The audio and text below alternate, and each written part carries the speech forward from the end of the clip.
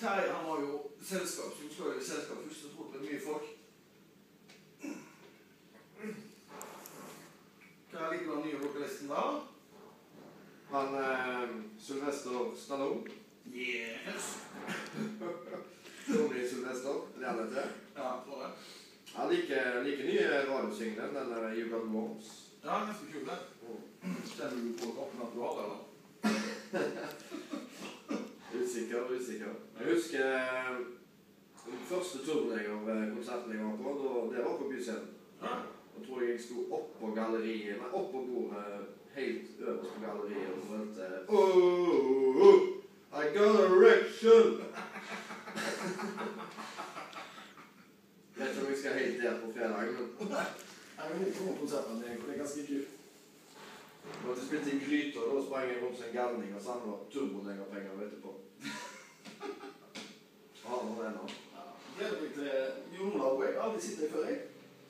Jon Olav er bra, det gleder jeg meg til. Ja, men du har sittet i før, du har ikke? Jo. Ja. Flere ganger. Ok.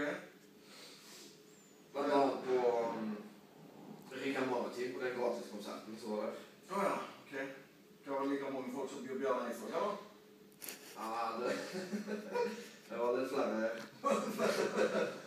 Nei, det er bra live, altså. Det er det. Jeg tror det er bra helg, jeg, altså. Jeg tror det. Men det er ikke bra. Det er den der Adonda, så jeg skal jo spille den der live-platen, sier hun. Ja, stemmer det. På lørdag. Ja. Det er fredag før Turbo. Før Turbo. Får vi håpe alt blir klart.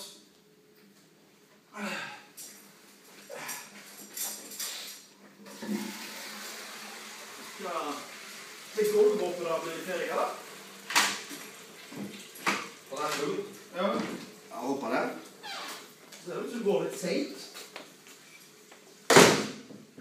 Ja, du vet snekker, vet du. Hæ? Snekker, vet du, tar sin tid det. Ja. Men det blir jo kult da, så får lagt hele gulvet. Ja, det er jævlig bra. Ja, det er det. Jeg tror det er bra, Helge. Jeg tror det.